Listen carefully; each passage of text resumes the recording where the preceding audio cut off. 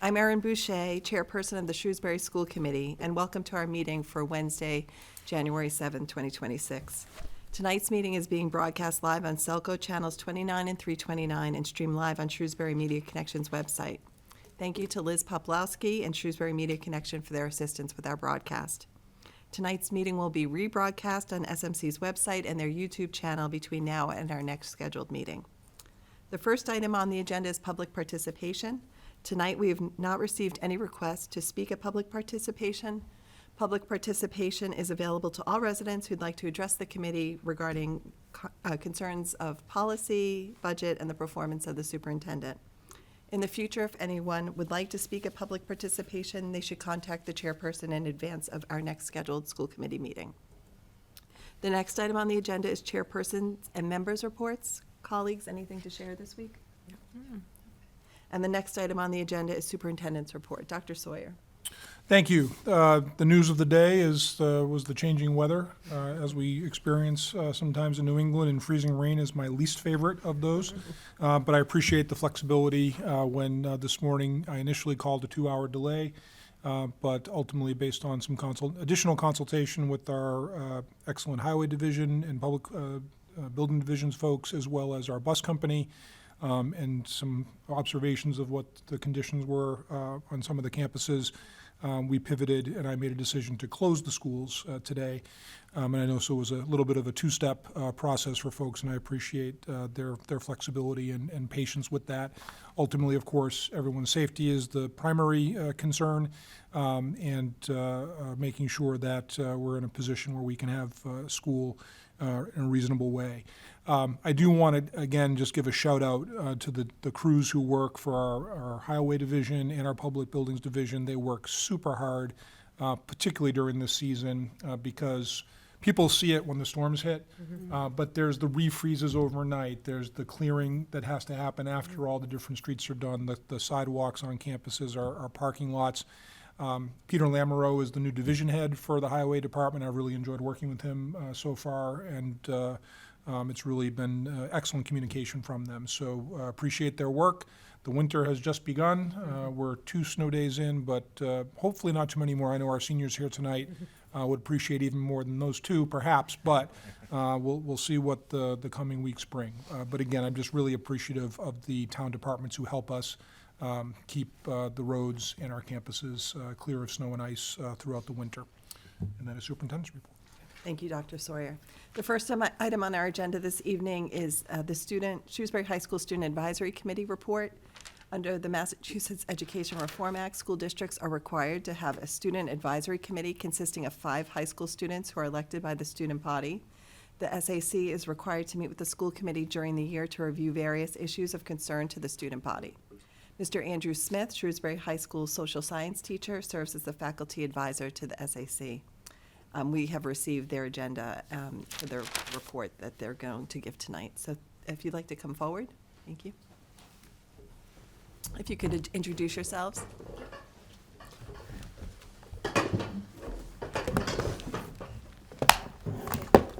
Good evening. My name is Gayatri Iyer, and I am honored to serve as chairperson for the Shrewsbury High School Student Advisory Committee during the 2025 to 2026 school year. Thank you for having us here tonight for the first school committee meeting of 2026. My fellow members will introduce themselves. Daniel Molina, Senior.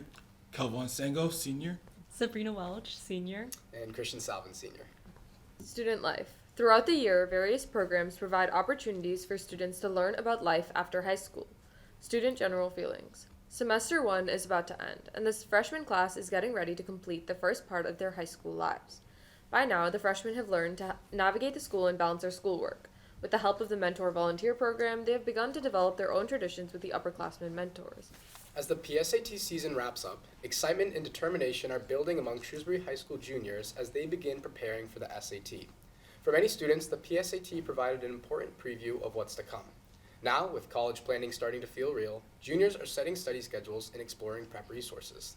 The school community is fostering a supportive environment, offering the SHS SAT prep course again this spring to help every student approach the SAT with confidence and clarity.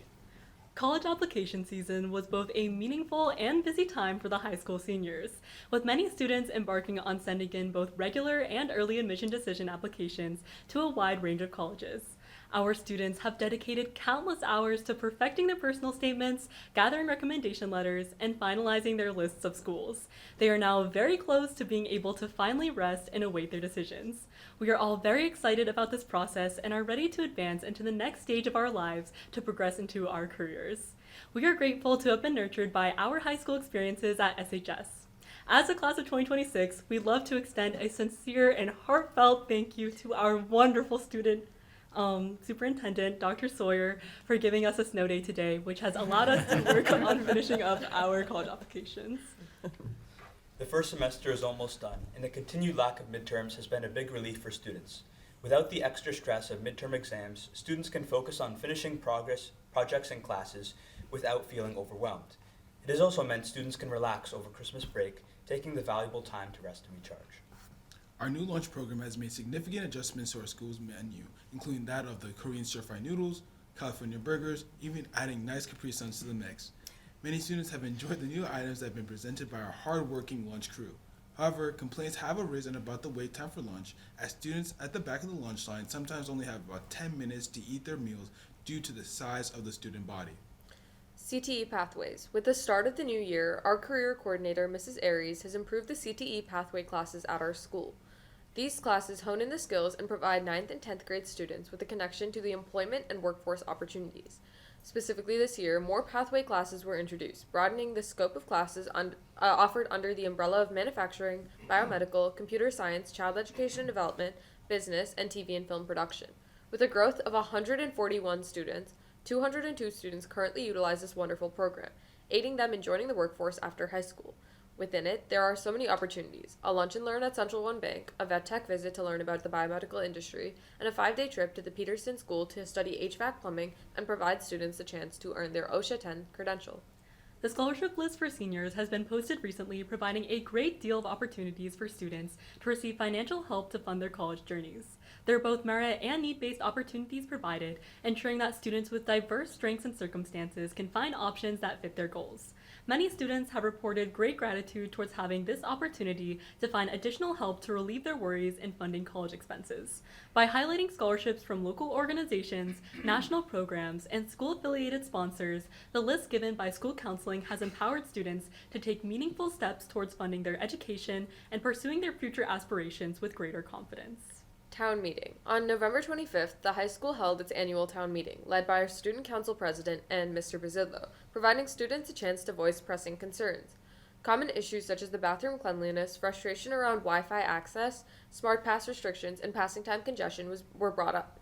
Larger policy topics like open campus privileges, late bus availability, and access to AP courses prior to junior year were also brought up. Overall, students of all grades participated, making the meeting a success. Co-curriculars. Students continue to participate in the school community outside the classroom. Earlier today, 150 Shrewsbury High School students traveled to Nichols College to compete in the annual DECA District 7 conference. Representing a wide range of business categories, from finance and marketing to entrepreneurship and hospitality, students put their preparation and professionalism to the test in both written and role-play events. The day was filled with energy, collaboration, and school spirit as participants showcased their problem-solving skills and creative thinking. The event was a proud moment for the team, celebrating months of student dedication and the continued growth of the DECA program. Shrewsbury DECA thanks Dr. Sawyer and the administration for their support of our team today in providing transportation to and from the conference, given the inclement weather conditions and scheduling challenges. Honor Society inductions have majorly come to a close, celebrating the academic excellence, leadership, and character of students who have demonstrated outstanding dedication throughout their high school careers. These ceremonies recognize individuals who have gone above and beyond in their coursework, extracurricular involvement, and community service. Being inducted into an honor society is not only a mark of achievement, but also an opportunity for students to join a community of motivated peers who value scholarship and service. The induction event serves as a proud moment for families, teachers, and the school as a whole, highlighting the hard work and commitment that these students have shown in pursuing their goals. Events at SHS. Shrewsbury High School has hosted a variety of programs and events. Shrewsbury High School's fall play, Clue, took the stage on November 14th and delivered an unforgettable night of mystery, comedy, and classic whodunit chaos. Based on the beloved board game and film, Clue brought together a colorful cast of characters as they raced to solve a deadly crime inside a mansion full of twists and surprises. The talented SHS theater department worked tirelessly to bring this fast-paced, laugh-out-loud story to life. The production was a huge success, entertaining audiences and highlighting the incredible creativity and dedication of Shrewsbury's student performers and crew. School culture. This semester, SHS has celebrated cultural diversity through several impactful student-led initiatives. The Asian Culture Club hosted a movie night to highlight Asian culture and bring students together in a relaxed, engaged setting. The Latino Student Union organized Cena Cultural, where Latino and non-Latino students alike traveled to Pampa Churrascaria in Worcester to enjoy traditional Brazilian cuisine and connect over the students' strong Brazilian heritage. Meanwhile, the Hindu Student Association is preparing for a volunteer service event, aligning with its mission to share and live out the Hindu values of seva, service, and compassion by supporting those in need. Meatball Mania was a fun and delicious event at SHS where staff members cooked their own homemade meatball dishes for students to taste and rate in the comments. The competition brought out everyone's creativity and filled the school with amazing smells and laughter. It wasn't just about the food, it was about bringing people together. Students and teachers got to connect in a relaxed and friendly way, making the event a great reminder of the strong sense of community here at SHS. Our school's photography and AP language class had an opportunity to go to the De Cordova Sculpture Park and Museum alongside Miss Brooks. Our photography class had a chance to take photos and understand the perspectives that go into making sculptures and art pieces, while for our AP language class, they saw it as a chance to identify art as an argument and to gain appreciation of art that has been used in certain techniques to help build an artist's rhetoric. Thank you for supporting the Student Advisory Committee. We are now available for any questions. Thank you very much. Colleagues, any questions this evening? Ms. Riefel? Thank you once again for coming to see us and giving us the details of what's going on at the high school. I have a question for you about the mentor program with the freshmen. Tell me about that. What does that look like as upperclassmen mentoring the younger students? And what do you hope to like pass on to the younger groups that are down there? Just explain that process to me. Yeah, so basically, in junior year and senior year, students are offered the opportunity to become mentors. Then they get they get interviewed and they have to submit an application. And so it is like a selective program where people who are like better suited for roles of being a mentor will be selected, and they then every single day 5, they are able to be a mentor to the students in their homeroom classes. And so there's a separate period in the schedule where every single period is shortened by like 5 minutes or so that they can fit in an advisory period. And that happens on day 1 and 5. But day 5s are specifically for mentors to come and aid specifically freshmen homerooms. And so there's about a group of 5 people who are, or 5 upperclassmen who are in each homeroom, and they basically just guide them through some specific slideshows that are meant to help get freshmen motivated and make sure that they're using their high school lives to the best of their ability. Like there was some energy and like goal setting specific ones where that was the most recent slideshow or presentation that we had presented to them, and that was just to set them ready for the future. And so Ultimately, the mentors serve as a sort of personal guide for all the freshmen. The freshmen see the same 4 or 5 guides every week, every other week, and they're able to ask them any questions. You know, the older kids will share their experiences, their do's and don'ts of high school, etc. Just important knowledge that really helps the freshmen, and they're always like question blocks in every advisory so they can ask about it and get help with schoolwork, etc. It's a great program. Can I ask one more? Sure. I also have a question from your town meeting. So the Wi-Fi access in the building, is some of the complaints because we can't use our phones for Wi-Fi access, or is this something that you're in the classroom and you're having trouble connecting as you're learning, and whatever it is, whatever resources you use to get through the class? Is that what it is, or is it a combination of both? it's a combination of both for sure. There's definitely a lot of students who definitely want Wi-Fi for their personal use and their phones. But then there's also the aspect of sometimes Wi-Fi in between classes shuts off per our iPads. And so getting it back, it takes another like 5 minutes to get back onto the Wi-Fi. And so I know that has been a struggle. And so people wanted better Wi-Fi or more like access on their iPads as well as on their phones. It's because each classroom has its own router.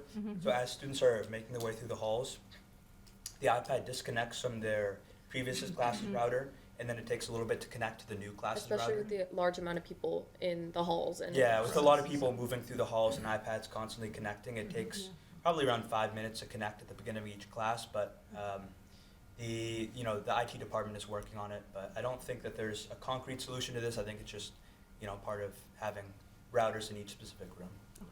Thank you. We didn't talk about it tonight, but Mr. Report mentioned phones. We're hearing a lot about phone bans in schools, and some states have banned. How are students dealing with the process that we have now? Are pros and cons? What are you hearing, or what are you experiencing with that? I would say No, go ahead. I would say that a lot of students are reporting that they would like to have some phone usage in schools, where especially with seniors applying to a lot of colleges and many underclassmen applying to different scholarships or different summer programs, it can be useful to have a personal device when there's things like resumes being sent out or personal portfolios where they might have pictures of things like that in their Google Drive, especially where our iPads don't have AirDrop.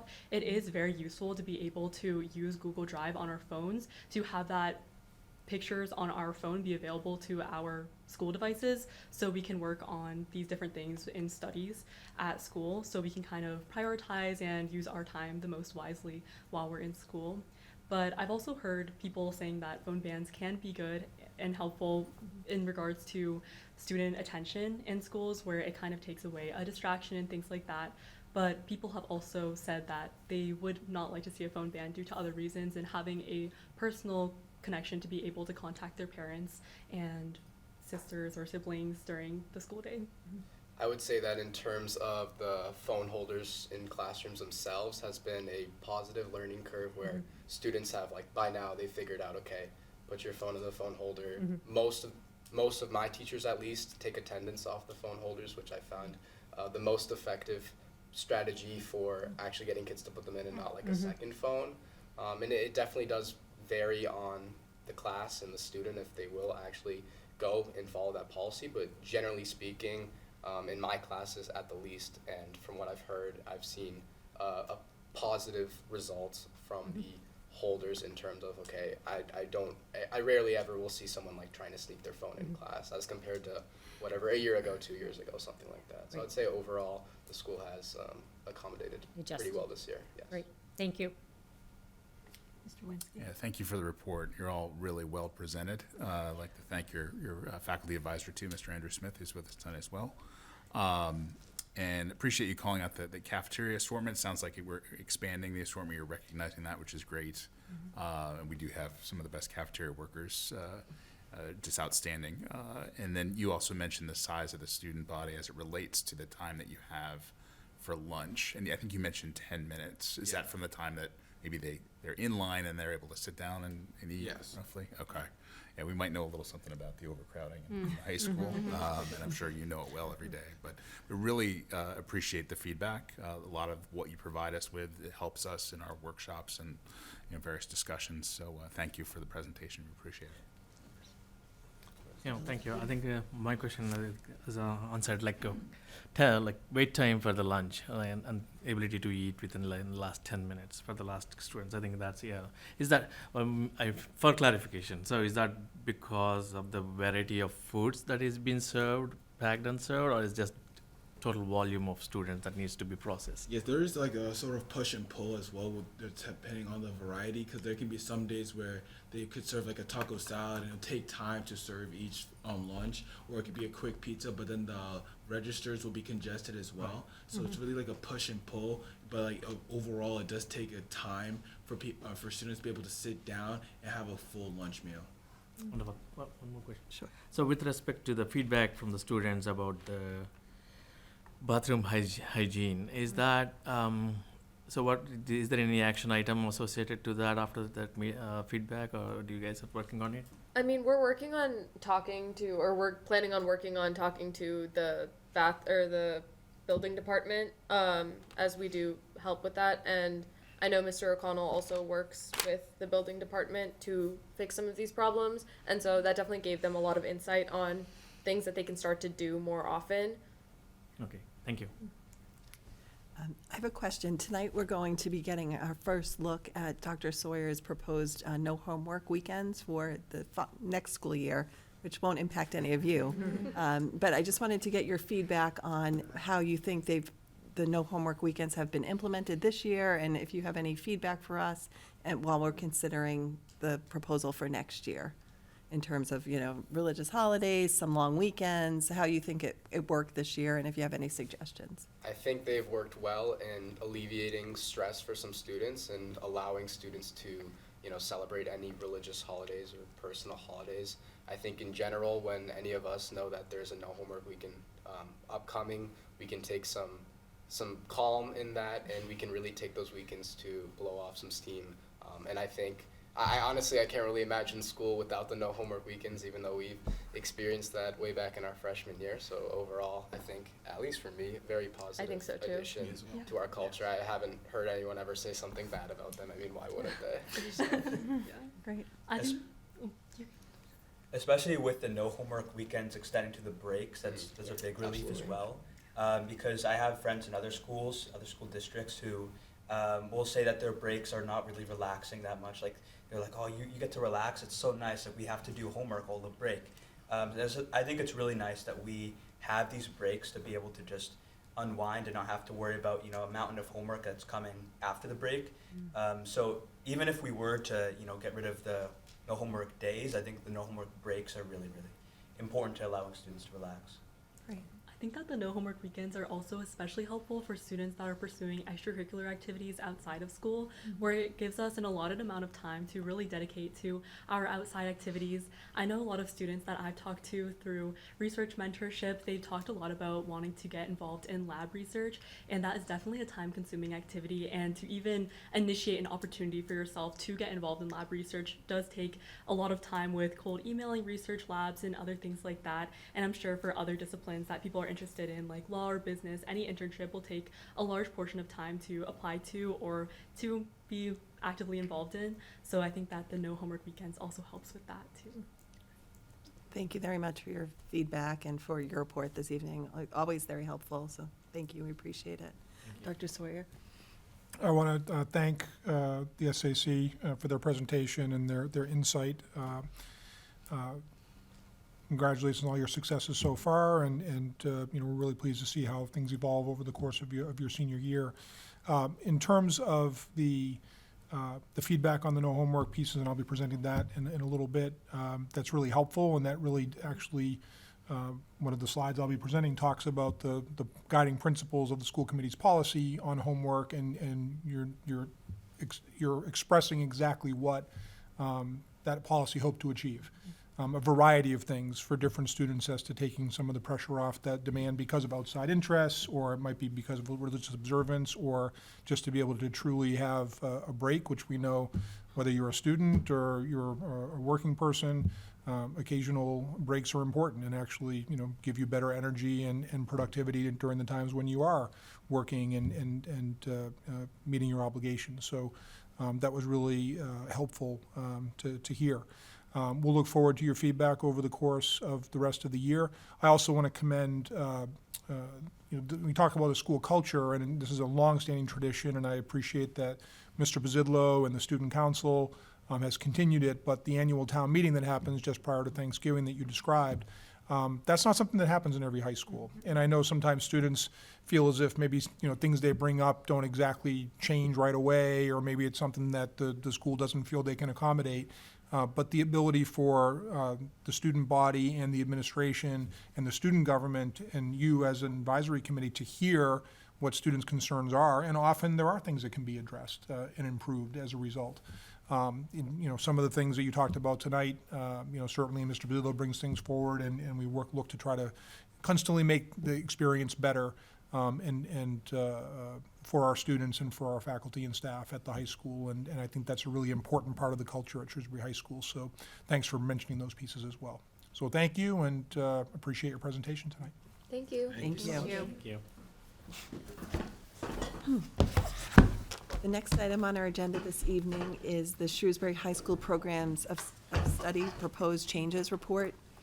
Each year, the high school leadership team makes recommendations for adjustments to the course offerings based on a variety of factors. Mr. Todd Zidlow and Shrewsbury High School staff will highlight the proposed changes for the 2026-2027 school year. We received a enclosed memo outlining the changes. After hearing questions and feedback from the committee, any necessary adjustments will be incorporated into the final draft of the proposed program of studies, which the committee will be asked to vote to approve at our next meeting on January 21st. And we've all received a draft of the full program of studies. So, good evening. Thank you, Mr. Bitzidlo, Ms. Monopoly, for joining us. Thanks for having us, and thankfully, the airplay worked here. It was like for a minute there. We're happy to share tonight some of our proposed changes to the program of studies for the 26-27 school year. This work is a culmination of us meeting with our department directors over the course of probably 6 to 8 weeks and having conversations of where we think the trends are going in terms of what we see educationally and also within society workforce demands and what have you. So we have really rich conversations and try and craft and tighten our program of studies to understand and share with the community what we'll be able to offer in the upcoming year. Tonight we'll share really 3 things with you: is our commitment to advancing educational excellence, the course selection process and timeline for the community, which this will be posted online and we'll communicate it out so parents have a better idea, because I heard from a parent this evening, like, they didn't realize that we had a DECA trip today. I was like, okay. So again, communicating that out with families, and also we'll share all the proposed changes for your review. Again, we shared this at our December 18th school committee meeting around advancing educational excellence and providing opportunities for students to take advanced coursework. And this slide again shows the bar graph that we share with you on that December 18th meeting around how we're making progress in providing advanced coursework opportunities for subgroups. And that's part of our school district strategic priorities and our school improvement plan. We'll continue to do that work with our school counseling department, our leadership team, and our staff, and they play a critical role in identifying and encouraging students, identifying potential and encouraging students, sharing their potential with them, and just a voice to say, we really think you do this, we really think you should try it, and we're seeing gains there across the board. So that's a good news story, and we'll continue to advance that work to the best of our ability. Additionally, this aligns with our other strategic priority around instruction, and specifically, again, these 2 pie charts are shared from our school improvement plan around working to improve high quality questions and tasks, and also raising student ownership of their learning or engagement in learning. And this is basically a representation of the amount of, over 300 classroom visits we've conducted to see trends and make adjustments. We kind of plan to see an act cycle where we make some adjustments. So this is another highlight of how we're working to advance educational excellence within the program. And it's focused not only on the advanced coursework, but also really high quality classroom instruction. This is going to be a 17.3 slide rundown of the timeline. Again, we have program of study presentations. We've adjusted this in the past 2 years to streamline this, to make this as quick and seamless as possible. That will start on February 3rd. Students will be given instructions how to register via PowerSchool. Mrs. Monopoly and our advanced placement course teachers will conduct advanced placement night on, again, February 3rd at the SHS auditorium. So any junior or senior, rising junior or rising senior, so sophomores or students in grade 11, students and families should attend this meeting in the auditorium at 6:30 on the 3rd to learn more about advanced placement programming. Additionally, on the 6th of February, we'll have a parent counselor connection for particularly great students in grades 9 and 10 that parents want to learn more about our program of studies and course selection process. And then we also have another evening event for 8th grade parents, which will happen on February 10th at the high school, where our department directors will actually outline offerings within the department and map out what a typical schedule for a 9th grade student would look like, and also our career pathways, what that would look like as well. Through the week of February 9th and February 11th, our school counselors go down to Oak Middle School and visit with individual teams to share the course selection process to support the counselors and the administration down there. Then our high school teachers will place recommendations in Power School during the week of February 4th through the 13th. They'll have one-on-one conversations with every student around what the recommendations will be. So it's a busy 2 weeks where our staff is really working hard to speak to every student in their caseload around their recommendation. Students will then register for their courses in Power School. Important point, and this will be sent out in one of my weekly communications, that parents will need to approve in Power School the course selection process so they can review it, and certainly can ask questions to the school counselors or their children around what their course selection may be. Then we have our school counselors meet individually with students to review their selections to ensure that everything is kind of square and ready to go. And then the back end work, behind the scenes, behind the curtains work, where we start to look at course tallies, set sections, and start to allocate teaching FTE for each section. Additionally, if teachers and families and students can't agree on their course placement recommendations, we typically would have meetings to outline our concerns, and parents can share their concerns and students can share their motivations, which has been a really productive part of our course selection process, which has really provided an opportunity for students to share their thinking and also parents to share their either trepidation or hopes for their students, and it's worked well in terms of kind of getting students in the right course and course load. The week of April 3rd, we'll start to determine teaching assignments with our directors. We spend a solid 9 to 10 days doing data entry with our administrative assistants, and Mrs. Wen's office does she's responsible for the construction of the master schedule, but we have lots of conversations. And then during that, she'll work April vacation quietly, work to build the schedule, and come back from vacation, hopefully come back from vacation with the schedule roughly built. We'll load students in the schedule, work on conflicts, do some course balancing the first 2 weeks of May. This happens to be the same 2 weeks that we have advanced placement coursework. Work with conflicts and clean up the schedule. Counselors will meet with students who might have conflicts, where we might have a singleton AP competing with another singleton, so we have to make decisions. So we'll have some conversations there. And then we'll continue to meet with students from the week of May 18th to the end of school, which is probably pushed out a little bit now, to resolve any one-on-one. They'll meet one-on-one to resolve any conflicts. That'll be posted. It's a long process that people don't really know about, so like kind of how the sausage is made, but it's very, very busy. Just another slide here for what I shared with you already, and we'll post this on our website so parents can see this and mark their dates in their calendars. But these are really the 3 highlighted pieces that we'll really need to do, or parents should really participate in if they're interested, as well as students. In terms of proposed changes, a third phase of this presentation will be all the proposed changes. And as you know, I believe on that same December 18th school committee meeting, the committee voted to accept the policy changes as relate to state regulation changes for competency determination.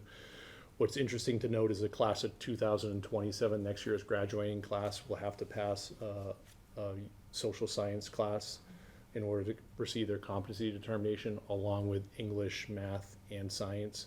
And that's outlined in policy 583. Our local requirements are in 582, so that can be found on the school department's website or school committee policy website, but will also be in our program of studies. Again, looking at proposed changes just in the basic language, looking to eliminate the 21st century learning expectations as a result of the New England Association of Schools and Colleges changing their regulations for accreditation, for schools accreditation. They've moved to the portrait of a graduate, so we were really ahead of the curve when we conducted that work back, I think, in around 2015. They've moved a few years after that to get to a portrait of a graduate, so we'll replace this within our program of studies with our current school district's portrait of a graduate language and iconography. And also, again, we'll put the language around the MCAS changes around competency determination and graduation requirements.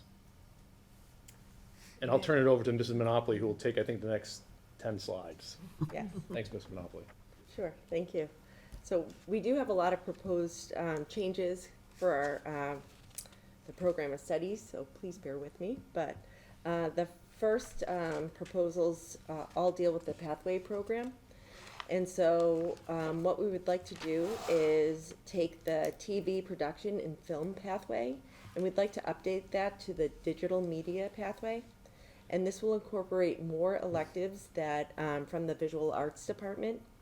And it allows students to take more electives before opting into this pathway, and they can explore different choices and make a more informed decision. The second proposal we have for this is we'd like students coming from Oak, so incoming ninth graders, they'll be able to apply for the computer science, the business, and the digital media pathway as an option as an incoming freshman. Our third proposal with the pathways is that students entering 10th grade can apply to participate in 3 other pathways. Those include the biomedical science pathway, the manufacturing pathway, or the early childhood education pathway. And this allows those students to explore more electives before they opt into a pathway. And so they also have a better understanding of how the school works, and they can kind of learn the kind of culture of the high school before they opt into a pathway. And then finally, if space allows, we'd like other students who do not opt into a pathway to be able to take the pathway electives as their own electives if there's space in those courses. The pathway students would get the priority spots for those classes, but if there's openings, we'd like other students to be able to explore those classes as well. We have a change to our special programs. We'd like to add an internship that is aligned with our pathway programming. This would be for our students in grade 12, and we'd like to reduce their PE requirements from 2 semesters to 1 semester. And we'd like to open the opportunity for the students to take an internship and to explore the industry in which is connected with their pathway. Right, so the Innovation Career Pathways, one of the components of that from the DESE is to have an industry-related internship. The other piece that we'll certainly look at as well is, much like the pathways, if we have a capacity to offer students who are not in pathways internships, we certainly will do that. We're moving back towards what we used to have a long time ago called the ACE internship program. We're modeling what we're going to do with that. It will primarily happen in the 4th quarter of the school year for the last 6 to 8 weeks of school, where students could potentially go out and work for their internship during that last 6 to 8 weeks. So we've made a couple adjustments over the years depending on students' desire to do that, so we're making adjustments to that as well. So although internships are really connected to our Pathways program, there will be opportunities for students potentially to participate in an internship during their senior year in that 4th quarter or 2nd semester. In our Family and Consumer Science department, Mediterranean cuisine will not be offered during the 26-27 school year, and instead we will offer food of the worlds. We would also like to allow students in grade 9 to participate in the Child Development 1 course, and this will allow those students to participate in the early childhood pathway. So that would be a change for those students in grade 9. And then we would also like to change the name of the course, our Adapted Physical Education course, to Foundations of Physical Education. With our Technology, Media, and Business department, we would like to rename the TV and Film pathway to the Digital Media pathway. And with that, we're going to adjust the courses aligned with the standards for the career and technical education. We'd like to incorporate 3 strands of media that the students would study with that pathway. Students would need to take the Introduction to TV and Film, our Introduction to Web Design, and Introduction to Photoshop and Graphic Design courses. And then once the students participate in those 3 courses, they're able to pick the 4th course that they would like to pursue to complete that pathway. Those courses they could choose from TV and Film 2, broadcast journalism, or continue with their photography studies. With our math department, we have some changes with our course names and some of the descriptions. So we would like to change the title of our Advanced Quantitative Reasoning Honors course. We'd like to change that to Statistics and Probability Honors. And that would better reflect the content that's covered in that course, and it will also incorporate more data science and statistics. We would also like to change the course descriptions for our Algebra and Geometry 1 and 2 courses, along with our Advanced Math 1 course. That's for both our A-level and honors courses. And those courses, the description will match more with our standards-aligned curriculum. And with that, our Algebra and Geometry 1 and 2 courses, more geometry would be added into that. Whereas with our advanced math courses, more algebra-based curriculum would be added into that. Yeah, if I can add in, I think what we found over the last few years as we're aligned with MCAS is that we have the sheer volume of students taking pre-calculus, and I always say pre-calculus is our hardest course. Well, the reason why it's our hardest course is we had a really specific focus on getting more geometry in advanced math 1, when the reality is we should really be working towards building more algebra 2 concepts within that. So that will better prepare students. So that course that I say is the hardest course that students take will hopefully they'll be better prepared for meeting. They have success, but it definitely is a challenge for students. So with Mrs. Pryor's having a conversation with the math director, Mrs. Pryor, and looking at the model mathematical standards, we're making some real, I think, smart decisions of aligning that to better serve our students. Okay, with our Performing Arts Department, we would like to add 3 new courses for that. We'd like to add Guitar 2 Honors, and this is just to advance the studies for our students who take Guitar 1. The second course we would like to add is Concert Orchestra Honors. It would align with our choral program, but it also provides the opportunity to receive honors level credit if they are not selected for the chamber orchestra.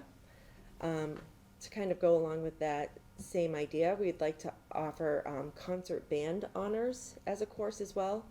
And again, that's just to provide our advanced students with the opportunity to receive that honors credit, especially if they're not accepted into the wind ensemble program. With our Performing Arts Department as well, we are not going to offer 3 courses in the 26-27 school year. Voice and Acting, Theater Arts 2, and Theatrical Design will not be offered due to low enrollment. And we also want to start to build capacity with all of our instructors with the courses that we currently offer, and then incorporate these courses back into the program of studies in the future. With our Science and Engineering Department, we'd like to add a new course. Our Lab Introductory Physics course would be added to the program of studies. And again, this would allow more opportunity for students to meet the new state guidelines for graduation requirements. And it's another opportunity for students to meet the graduation requirements and to explore some of the different science courses that we have. So it's an opportunity for more students to access that. And then we would like to do a change with all of the course descriptions in regards to our prerequisites. The science department is aligned, the prerequisites are aligned with the math department for our science courses. And instead of having a student be required to take a certain level math class all the time to enter a science class, we would like the teacher to have the capacity to make that recommendation on their own. And so we would like to make it a co-requisite instead of a prerequisite kind of approach to those courses. The teachers have those students or they know the students, and they would be able to make the proper recommendations based on those, their experience with those students. Oh, okay. And then with our, I was like, then with our social science department, we'd like to eliminate world religions. Over the last 5 years, we've consistently had low numbers for that course. Additionally, World Civ covers a lot of the topics in world religions, and so we'd like to eliminate that from the program of studies. Moving on to our Yeah, we're working. visual arts There we go. department. We would like to eliminate 2 courses from the program of studies. Our iPad studio art using Procreate and Character design and intro into animation will not run in the 26-27 program of studies due to low enrollment, so we'd like to eliminate that. We would like a change. Studio One Art will be offered to students in grades 10 through 12 as an opportunity to take that course. We'd like to also add in 2 new courses into the visual arts program, a new AP offering, so it will be AP 3D Art and Design, which will run alongside with the AP Studio Art. And we'd also like to add a course called Digital Photography 2 to help those students continue with their photography skills. And then finally, with our world language department, we'd like to add a course called Medical Interpreting for Advanced Speakers of Portuguese and Spanish. Students will receive a certificate. They will be able to use this in the workforce. We plan on partnering with outside educational institutions to build this course. Students would be required to do an internship and coursework. And for those students to participate, they need to be 18 or almost turning 18. So they would be, all students in grade 12 would be allowed to take this, but it's a great opportunity for our students. And then finally, we would like to rename our AP Latin course, which is called AP Latin Virgil and Caesar, to just AP Latin as a result of the College Board's updated Latin curriculum. And that's it. It's a lot there, so we'll happily answer any questions you may have. Call. Mr. Velikapudi. Thank you. Thanks for the presentation. I think the slide deck is very helpful, informative, and concise.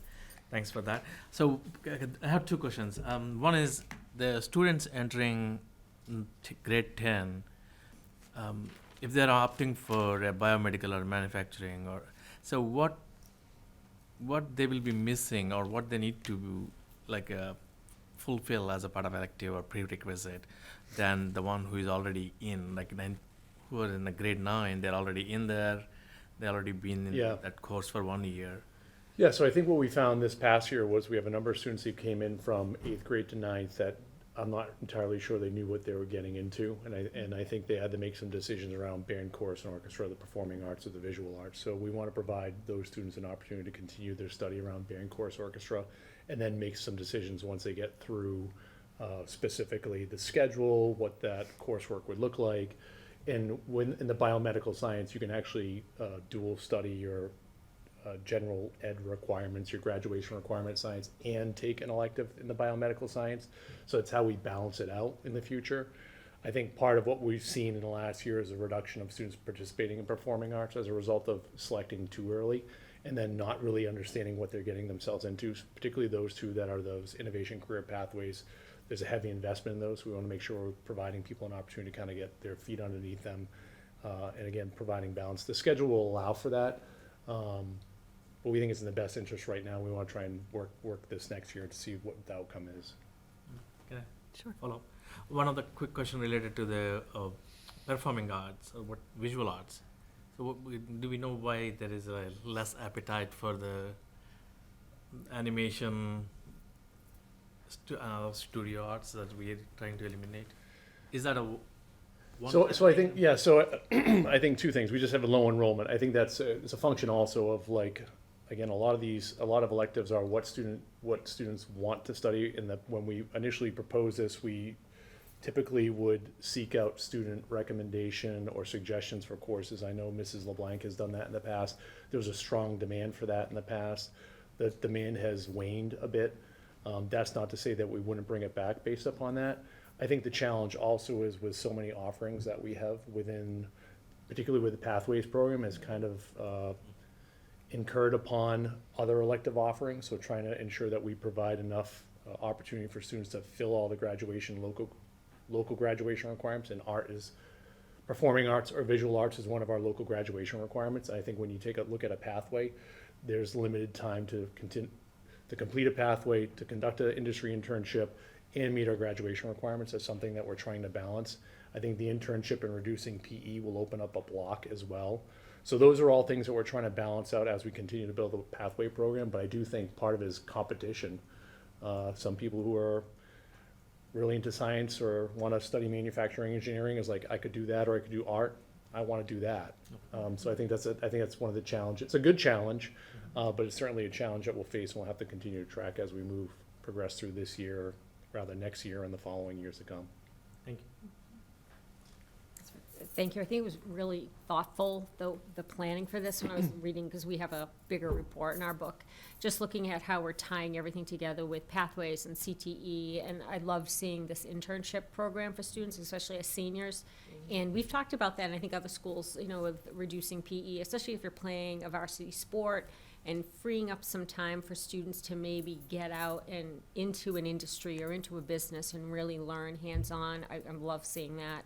The medical interpreting piece, I thought that was another wonderful thing to have, and really different, but ties into all this work that we're trying to push for with students. Just curious about the age 18 piece for that.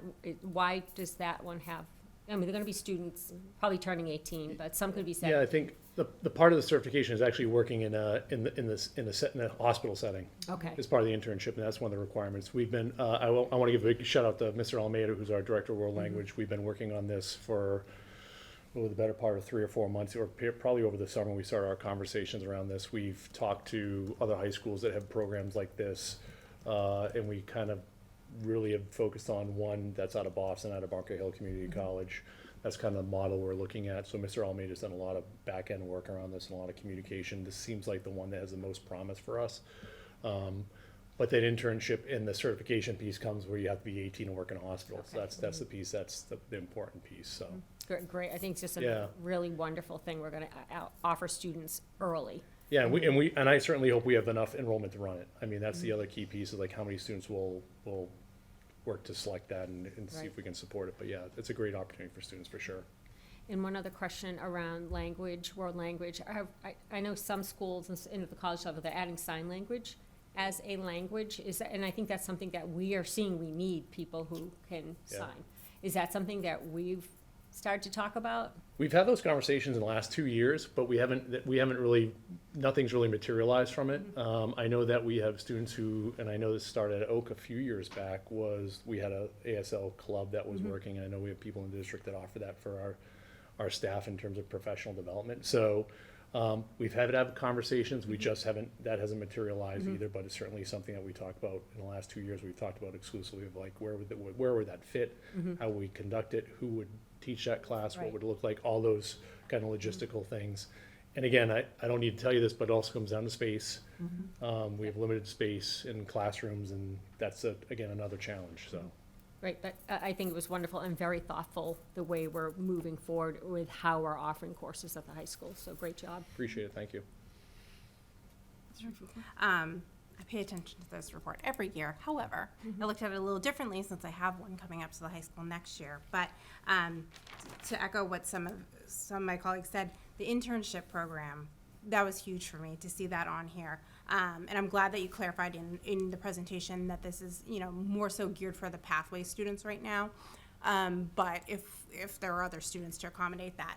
But if theoretically we had every senior in the Pathways program wanted to do this internship, are we going to be able to accommodate that, or are we going to put a cap at, we can only have 60 kids that are going to do an internship? So the short answer is everyone's going to get an internship. I think it comes down to us cultivating the best we can our business partners. Right now, I think we have some really good business partners that want to have our students to be a part of the programming. But Mrs. Ayres and our school counseling department is continually, and Dr. Lazard are continually working on building those partnerships with people that will take interns in. I think the other piece that we look at with internships for students who aren't in Pathways, they may have a family member who might be connected to a construction company, or who might be connected to a law firm, or might be connected to a doctor's practice, a dentist's office. Those internships would still be, students could seek those internships out. So we'll continue to build that out. The goal and our hope is to provide anyone who wants an internship the opportunity, definitely within the Pathways, but also provide opportunities for students to explore things before they graduate from high school. The tension with that is that students have FOMO. They don't want to miss out on the last 6 or 8 weeks of school. So they have to make a decision of, do I want to report to an internship for my last 6 to 8 weeks of school, or do I want to attend school with my peers who I've been in school with for 12, 13, 14 years, whatever it may be. So that's some of the challenges. I know that in the past, some students have more recently have opted out of that because they want to be in school for the last quarter of the school year.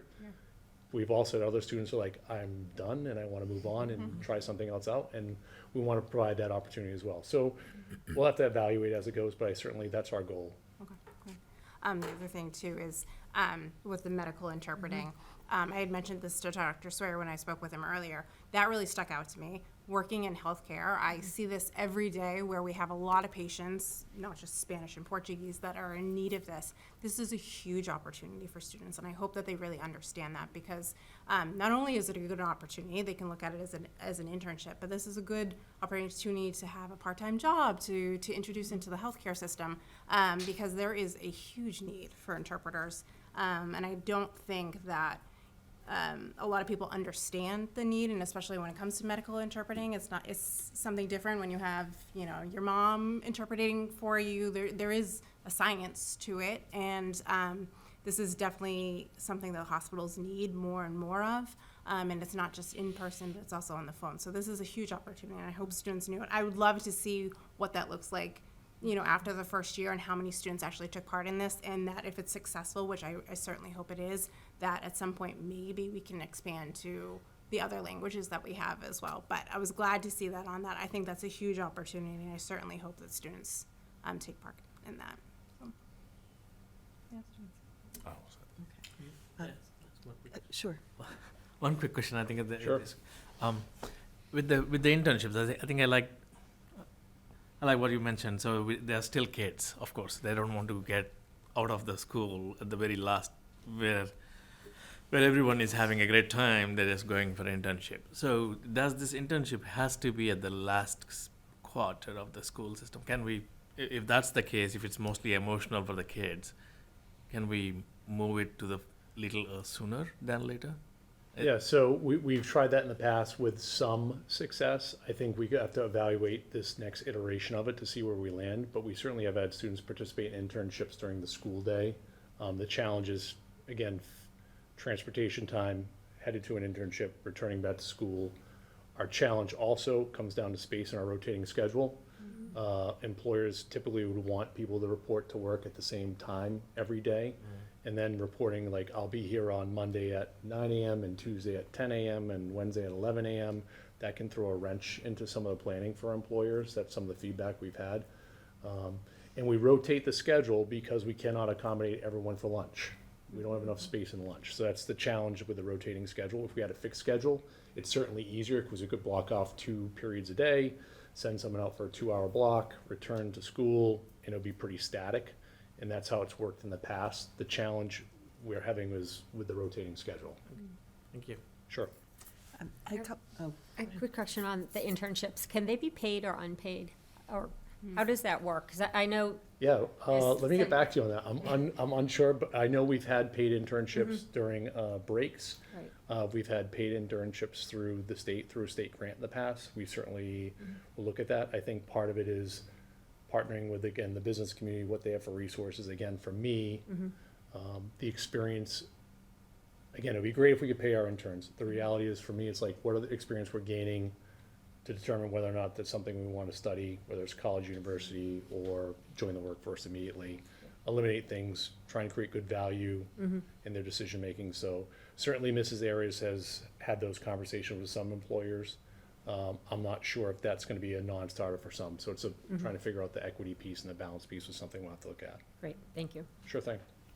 I had a question about business courses. I know those were not mentioned in this report, and I obviously could be space constraints.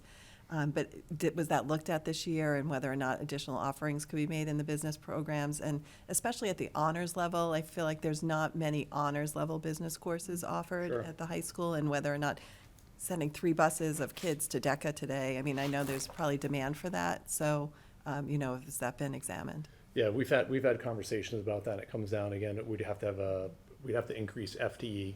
We have to hire a new person. Right now, the demand for those courses is up there with ceramics and photography and our kind of hands-on learning. And I think it's been a great addition that the committee has supported a few years back when we added this. And again, we have a capacity issue.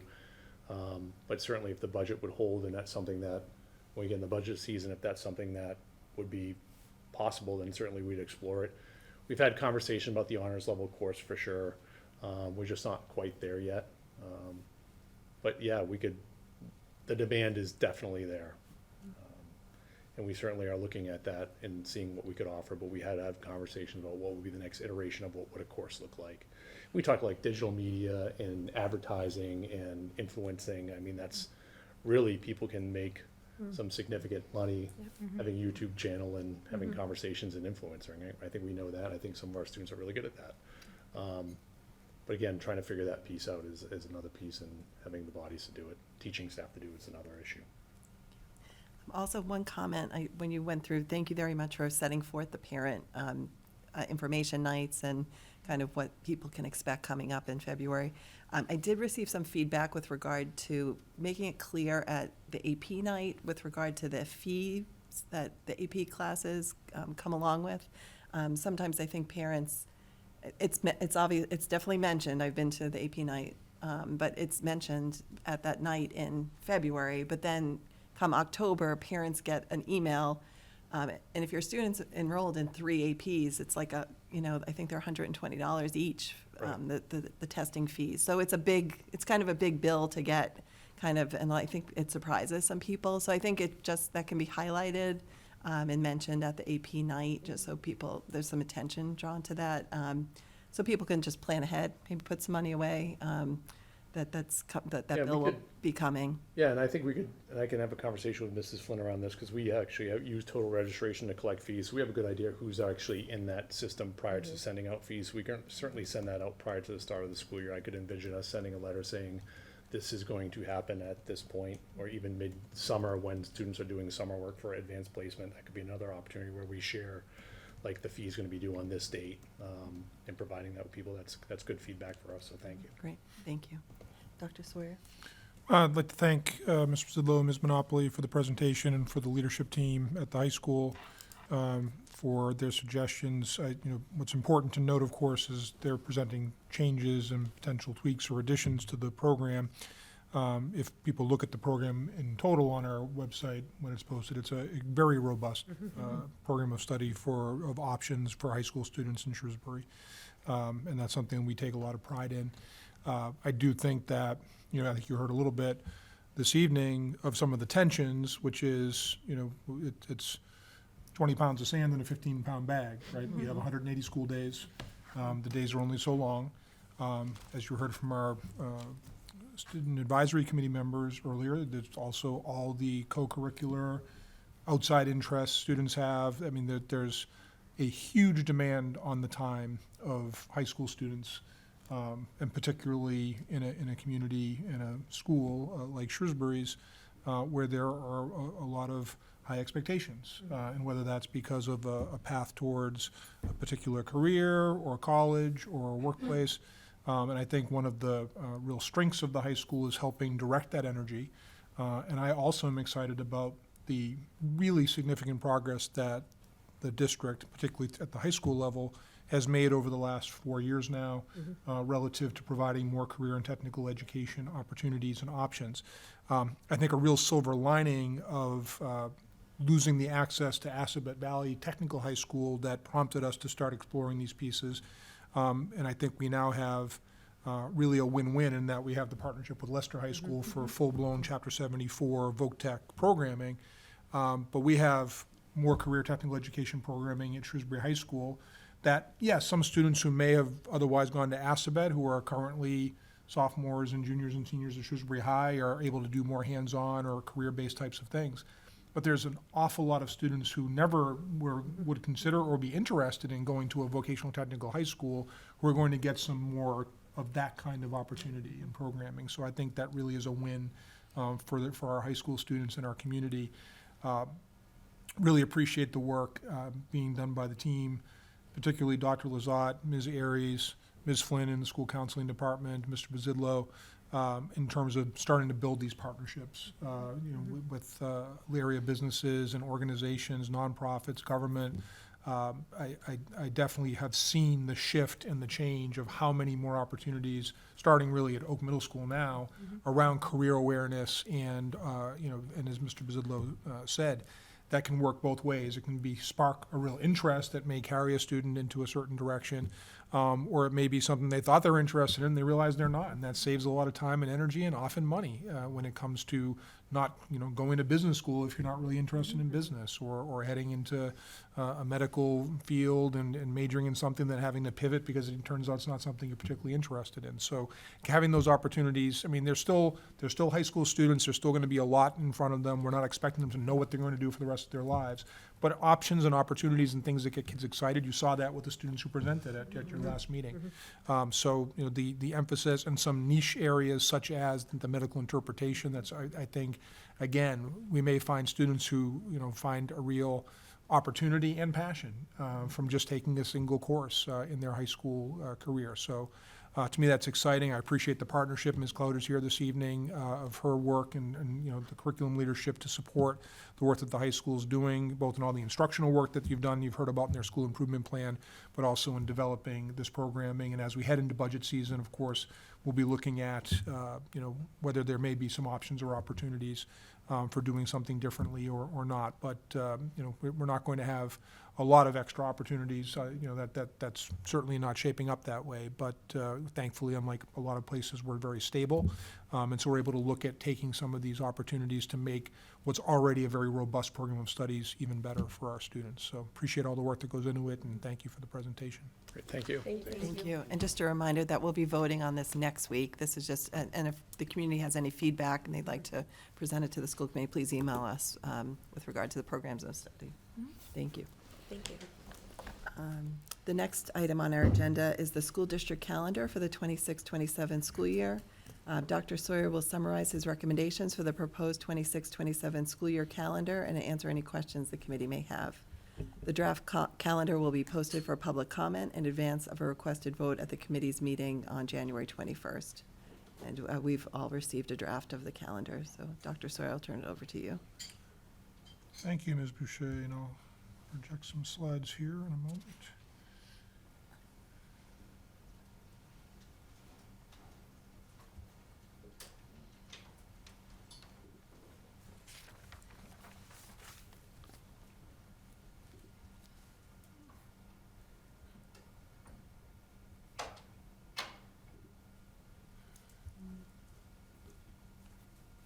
My device is telling me I have too many windows open. Here we go. But I do appreciate the opportunity to present a draft of the calendar, the school year calendar for next year, and then, if it's okay with you, Ms. Boucher, I'll roll right into the Sure. no homework calendar, Yep. can discuss both at the same time. Great, thank you. The considerations that we have every year when we propose a calendar, some of it just has to do when certain dates are falling, what day of the week and how they're connected to weekends and whatnot. And this, looking at the calendar years of 2026 and 2027, that spreads over next school year, including state holidays, which I'll speak to more in a moment. We have a state requirement of 180 days of school in session, a certain number of instructional hours, 900 for elementary level or 990 for middle and high school level. And you have to have your last day of planned class, there has to be at least 5 available days prior to the end of June when you set your calendar under state regulations. Because of the way we set ours up, that's really never an issue for us. As you'll see in a moment, this is the latest we start the year because of where Labor Day falls. We have limited climate control in several of our schools. We certainly improved. We have, thanks to the support of Town Manager Kevin Mizikar and the Public Buildings Division, we do have a significant number of portable air conditioners now that are placed in rooms that are not fully climate controlled as far as the school, but they're helpful, but they're not as good a solution as a true climate controlled air conditioning or dehumidification system. So trying not to go too deep into June is a consideration, and that was something that the calendar committees in both 2005, and then also another committee was formed in 2016, was definitely a consideration, to try to avoid going deeper into June where possible. With regard to legal holidays, the Secretary of State of Massachusetts, their website reminds us that people often speak about federal holidays. Federal holidays only apply to the federal government. Our school district is controlled by what's a state holiday under the laws of the Commonwealth of Massachusetts, and public schools may not, even if we wish to, operate on what a state legal holiday is, and it's regardless of whether that holiday's origins are religious or secular. And of the state holidays, really, Christmas is the only one that's a purely religious holiday.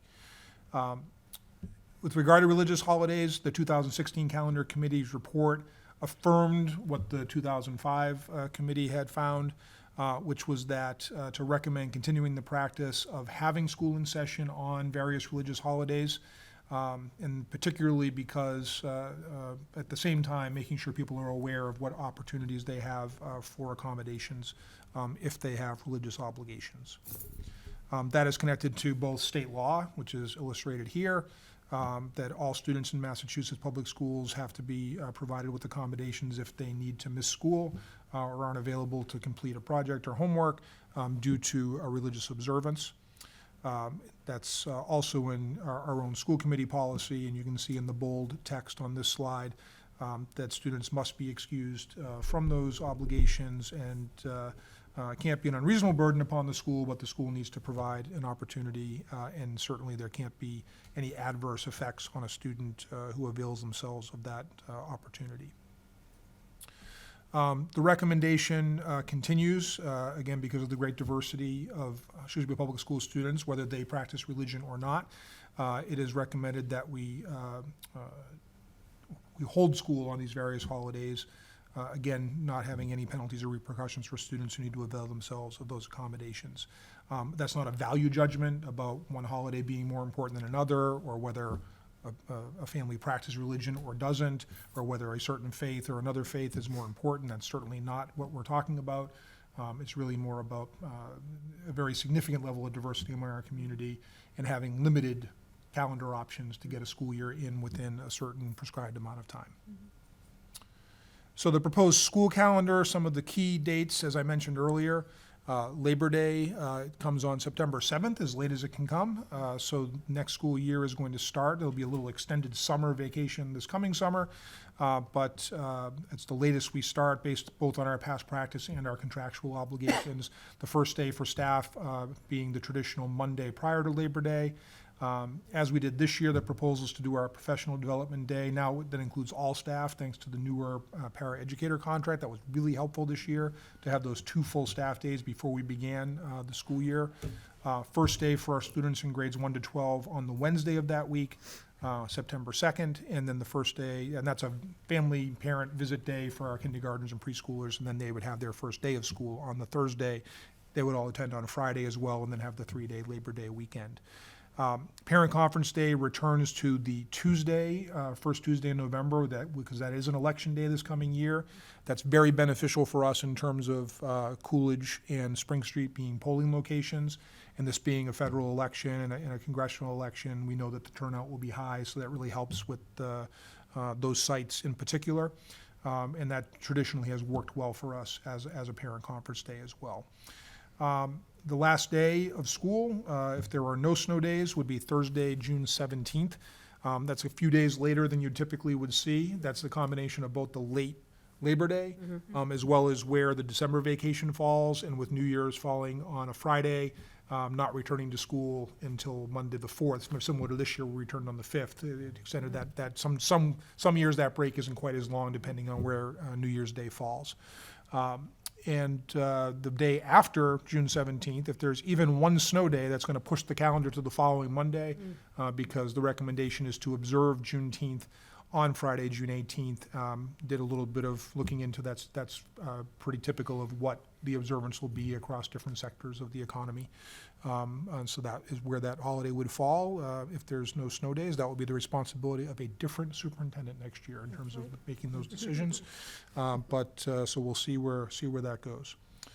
And this is just a snapshot of the draft that will be posted on our website tomorrow that illustrates all the various breaks, again, following the traditional weeks off that are connected to the December vacation of the state holidays of Christmas and New Year's, the February vacation the week of President's Day, and the April vacation the week of Patriots' Day, as well as the other longer weekends associated with Monday holidays and the traditional 3-day Thanksgiving break starting the Wednesday before Thanksgiving. With that, we also have a proposal of a no homework calendar. This will be the 4th year after an update to the homework policy. You heard our student advisory committee students speak to that earlier, which was really helpful, I thought. In terms of the considerations there, same idea, where are holidays falling? What does that look like with school vacations and breaks? The guiding principles are listed there on the slide, and just to summarize them, the school committee determined that it's important to try to achieve some balance. Certainly, we want our students to be doing intensive levels of work, including homework, and that becomes more intensive as kids get older, of course. But at the same time, vacations and long weekends and holidays are opportunities for family time, for recreation, and in some cases, it also means other responsibilities such as religious observances, community service. You heard Sabrina earlier speaking to the idea of some of the outside of school interests kids have that they need time for outside of the school day and their homework obligations. This recommended calendar is a continuation of our recent practice over the last 2 years. The first year we implemented after the new policy, we had a few more days, especially sort of Martin Luther King Day weekend, Memorial Day weekend, Veterans Day weekend, and then we, based on feedback, particularly from faculty at the high school level, we ratcheted those back a bit, and that seems to have worked better the last few years. This will be similar to the last 2 years where there would be 9 no homework dates. That roughly is the equivalent of 5% of available school days when homework would be due. And then it so happens the way that the calendar works next year is that 8 of those 9 would be after a weekend, whether that's a long weekend, a weekend itself, or a long weekend, or a school vacation. It's about 20% of the available weekends during a school year. And on this slide, these are the proposed dates, the days after which no homework would be due, or no assessments would be given that would be requiring studying, which of course is a form of homework. And that would be these 9 dates: the day following Yom Kippur, Columbus Day, Indigenous Peoples Day, Diwali, Thanksgiving, vacation, December break, February break, Eid al-Fitr, Easter, and then April vacation. Those are the ones that are no homework days for all students. That's the idea, is that no students in this district would be required to have homework due on those days. There are a number of other reasons why a student might need an accommodation. There's a number of other religious holidays across multiple faiths that fall at other times during the calendar, and again, want to emphasize that those families, those students, have the opportunity to have an accommodation if they need that in order to make up the work in a reasonable amount of time. So that's the proposal for the no homework calendar and also the school year calendar, and I'd be happy to answer any questions that the committee has. Thank you. Any questions, comments? Dr. Sorry, maybe if you could just speak to the success of having the 2 professional development days up front for the staff and teachers, and why that was so successful this Sure. year, and the benefits. Yeah, no, happy to do that. I think that especially the fact that we were able to have our para-educators with us for the entirety of both of those days really made a difference. And I think that because prior to that, they were only there on the opening day. There's a variety of things that each year we're implementing as part of our strategic goals that have to do with some level of professional development or training or preparation in terms of how we want to implement something. And having sort of that continuous 2 days allows us to spread out some of the traditional opening elements of, welcoming people back for a new school year and new staff, and preparing classrooms for the start of the year. And programming, and that's really important time for principals to work with their staffs.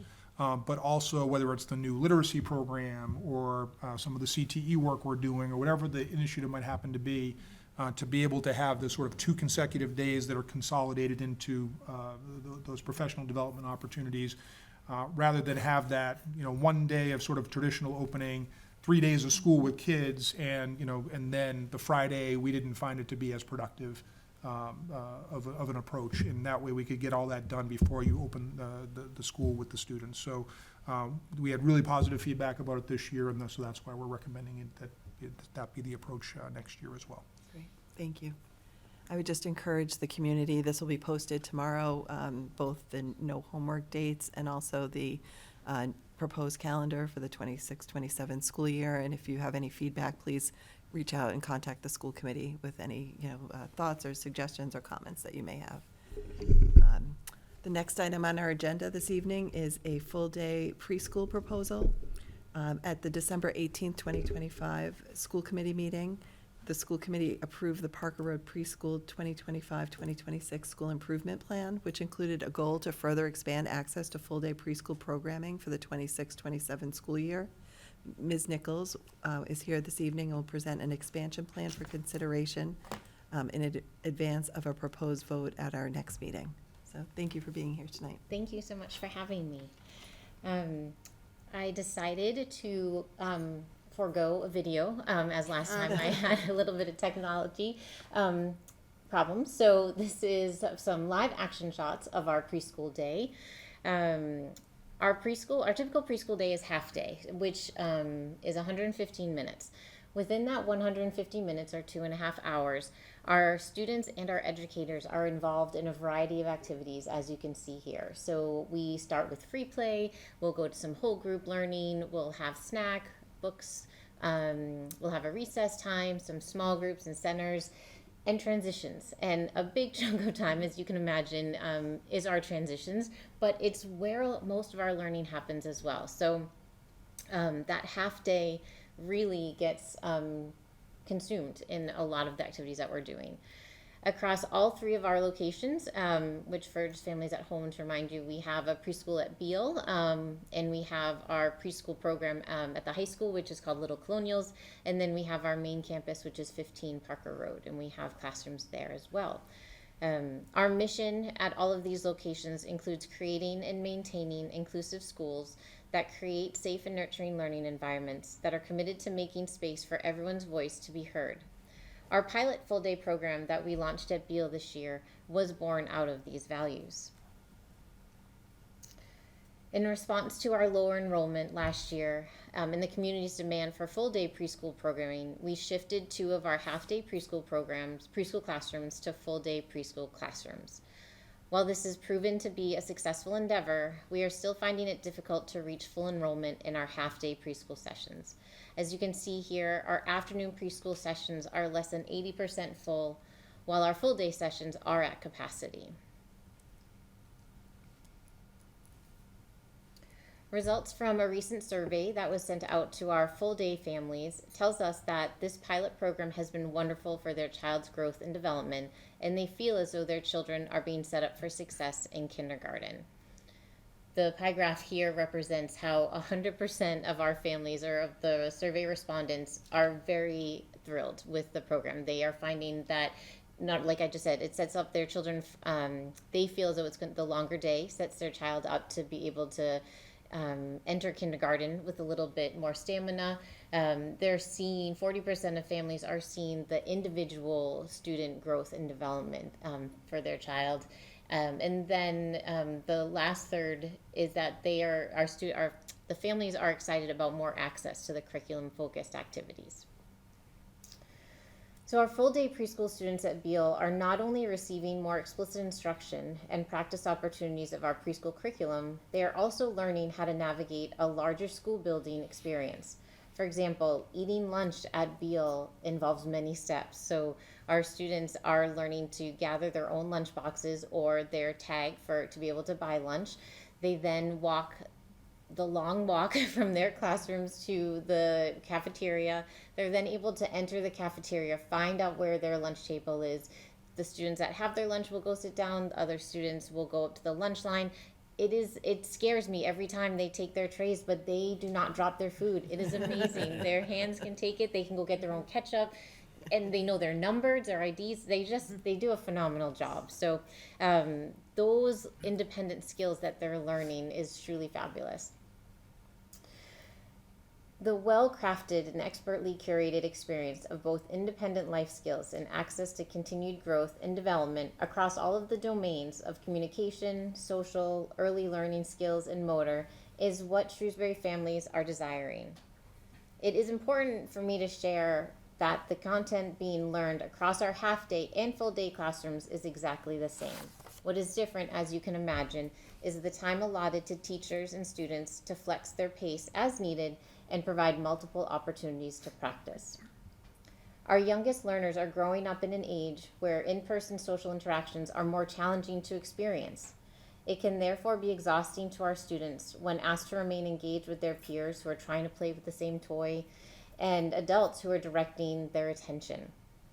The more structured learning opportunities, inclusive of social emotional, communication, motor, and early learning skill development, the stronger our students' foundation for learning becomes. Last spring, our tuition rates for preschool were raised for the first time in 5 years. As staffing and materials costs continue to rise over time, and in order to keep our rates within market for public preschool programs, we are proposing a 3% increase in tuition rates for next school year.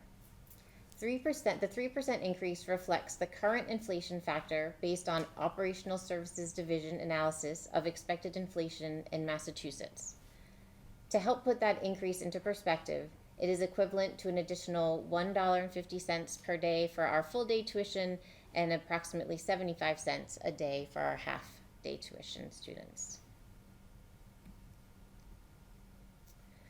As I mentioned earlier, the past 2 school years have reflected 84% filled capacity of our tuition population, reaching only 75% capacity for our half-day seats. The demand is significant for additional full-day sections. What you see here is the comparison of keeping our current program model for the 26-27 school year with increasing the number of full-day classrooms to 4. The latter option would involve shifting 2 of our current half-day preschool classrooms to full day. This proposed configuration of available seats helps us to respond to the needs of our community while ensuring we are meeting capacity. As space can sometimes feel limited and the necessity to keep our preschool integration ratios at the state requirement, it is important that we are efficient with our classroom placements. While we have been successful and financially responsible with our current configuration of preschool seats, we believe that we can more successfully reach capacity by shifting our program model once again. So where that leaves us now, we are opening our preschool lottery later than normal. We typically open it this week, but we felt it was important to confirm our available sessions before opening the lottery to minimize the potential for confusion. The lottery application will open on January 26th, and it will remain open for 3 weeks. So families can go to the Shrewsbury Public Schools registration website or Parker Road's website and click on the link there starting January 26th. It will be closed Friday, February 13th. And then following our February break, we will run the lottery and families will then be notified of their placement, whether they received a spot or have been put on a wait list for their preferred session on that Wednesday, February 25th. And that's it. Any questions or comments? Ms. Ritz? Totally support this. I think, like you said, it's needs driven. We have families who want this service. I think it prepares students better to enter kindergarten and to really start that, trajectory into, elementary school, and having the social emotional things, not just educational, but knowing these norms and how to behave in class. Like you said, being able to navigate a cafeteria at a preschool level, and doing well. So I think, we've got, it's a need for families, but it's also a need for our students. I think this is the path that we should be adding more. Looking at your financials, I think it's doable. You mentioned, we have a more detailed report that if staff should be needed, that you feel will be able to be done through the current budget that you're anticipating here. Correct, right. If there is an anticipated need for adult support in either of those full day classrooms, we would be able to fund that through the preschool revolving account. Which is perfect. So I think this is great. Fully support it. Thank you. Mr. Winsky? Yeah, I appreciate the proposal and the ability to consider this and to fulfill a need and a demand. I think it's a great opportunity, a great value, and I think even with the 3% increase, I think we remain in market. So this is a good proposal, and I do support as well. Thank you. I mean, I've told you this before, I'm a big fan of Parker Road, so I'm also a big proponent of this.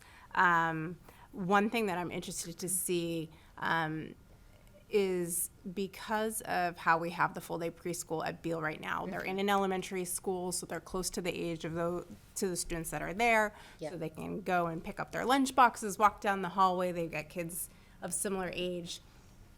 Because we're thinking about having the full day at Little Colonials, which is obviously at the high school, and then we have Parker Road. We've got two different areas. So Yeah. definitely the kids that are at Beale, we're teaching them the independent skills. They're doing that. It would be interesting to see how that we can do that also at Little Colonials and then at Parker Road, because we've got now two different environments where we're teaching them the same skills. But it's going to come off a little differently, because maybe we're going to have the kids go to the lunchroom at Shrewsbury High School, but maybe they stay within. It'll be interesting to see how we can replicate the same success that we've had at Beale in the two different campuses that we have coming up. But I'm a big supporter of this. I think this is great. I think this is something that has definitely been, people have been asking for this for a long time, and I'm glad that it has been unfolding and that we're finally taking like an extra step to get there to offer more. Because we have also been in the afternoon sessions, which are difficult, but I'm glad that we're moving forward on this. Thank you. It's really good. Yeah, thank you. Thanks for the proposal. I think I definitely agree. This is much of coming from the community, the demand and the need, and also going stepwise is also more financially feasible and frugal thing to do. So rather than going full-blown, full-time course. So totally agree, adding 2 more school classes to the full day. My one question, maybe you may have already thought through this. So if by adding 2 full day classes, are we cannibalizing our own mornings classes? Because if, let's say, there's good demand for morning sessions, not necessarily for the afternoon sessions. So we balanced a little bit from the both of them rather than cutting the afternoon session heavily. So my only concern is if I don't get a full day, I'd rather go somewhere else than going for the morning session. Do you anticipate any sort of cannibalizing? It's a great question. Because the majority of families that apply for Parker Road are have the understanding that it is a half-day program. I believe most families, at least what we experienced this year, is that if they don't get the full day, they will stay in the half-day spot. Not that I would like to brag, but I do think that we offer a little bit of a different type of educational experience than a daycare center. The fact that our teachers are able to provide tailored experiences and meeting the individual learning needs of our students is something that's desirable, because our students are coming in at all different levels. So while sometimes the logistics of having to go to work and needing full day care for your child, that does sometimes outweigh the benefits of having this type of educational experience for your child. Our families that have come through our doors will opt to take the half day versus the full day if they don't get it. Right. I know a lot of our families that came in at 3 this year, they thought that they would be able to get full day, and I was like, sorry, not yet. I said, but the half day program is here, and they said, yes, we'll take the half day program, and when they turn 4, we're definitely signing up for the full day lottery. So so I don't think that there will be families that will miss out on the half day. I think we'll still be able to fill those seats without a problem. Thank you. Mm-hmm. I had a question with regard to the 3 versus 4. Yep. And whether or not offering full day will have an impact on the 3-year-old program at all, and how that will work. If you could just maybe explain, like, I'm not sure how many 3-year-olds we have and versus how many 4-year-olds are currently enrolled, and I know some of the classrooms are mixed ages, and so it might be a little complicated, but just kind of if you think because full day is only being offered to 4-year-olds, Yeah, correct? correct. So how is that going to impact your 3-year-old students, I guess is the question. So this year, actually, for the first time, so none of your children that came to Park Road experienced this, but we were able to have classrooms that were designed by ages. So, for example, we have 3 of our half-day classrooms at 15 Parker Road that are just for 3-year-olds. So there are maybe some early 4-year-olds, but it's predominantly 3-year-olds. And then we have 2 classrooms that are predominantly 4-year-olds. Our classrooms at Beale are all 4-year-olds. And then we have 1 classroom that is mixed because of the 2 and 3 day. So at this point, similar to your question, is that there will be enough spots for those 3-year-olds. And the current 4-year-olds that we have, the number of those students will be able to fill the full day classrooms. I'm not sure if that answers your question. It does, but, it does, yeah, thank you. But the way we have it set up now, we have almost equal number of we do have 4 and 4, and then 1 where the classrooms are predominantly divided by age equally.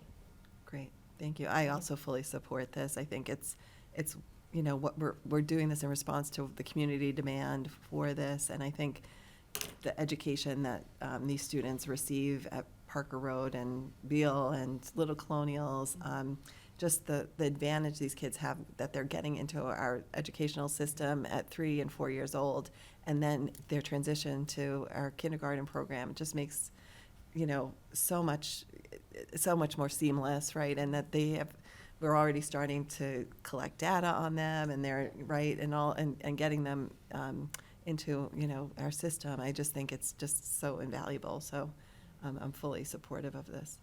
Dr. Sawyer? Thank you. Appreciate Ms. Nichols' report and her advocacy to expand these opportunities for our families and students in this way, in a way that's cost effective, because it'll actually bring in, we project more revenue, even if we fully filled the half-day seats, which we don't think we will based on the last couple of years' experience. In that we can do it with existing staffing or some maybe minor adds that can be handled through the revenue that we'll be generating. So I really appreciate that. It is such a high-quality program. And we're actually, school committee may know, but for those watching that, our leadership team meetings typically visit, we rotate among the different schools, and we visit classrooms, and tomorrow it so happens that our leadership team is going to be visiting our preschool classrooms. I happen to be slated to go to Beale to visit the full-day rooms there, which again have been very successful this year as a pilot, and appreciate all the work that the staff there has done to make that happen, along with Ms. Nichols and the team, and the welcoming of the Beale community as well, which has also been key. But I know that we'll debrief after that, and I know that Ms. Nichols will be part of that, and I know we're going to hear just some fabulous things about how our youngest learners are just so engaged, and it's joyful, they have a blast.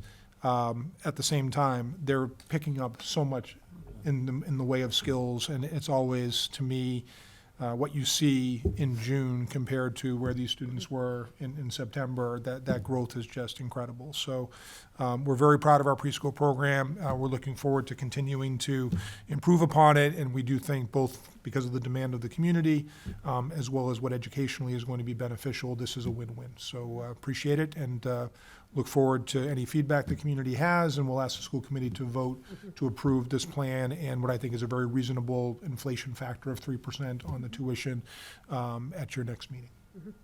Thank you. Thank you Thank very you so much. much. Thank you. The next item on our agenda is approval of minutes. The minutes from the school committee workshop held on December 10th and the school committee meeting held on December 18th have been provided to us under separate cover. Does anyone have any corrections or changes? Okay, they will be accepted as distributed. We do not need to go into executive session this evening, so may I please have a motion to adjourn? Second. This requires a roll call vote. Ms. Fritz? Aye. Mr. Wensky? Aye. Ms. Shrewsbury? Aye. Mr. Velicaputi? Aye. Myself, aye. Thank you, and good night.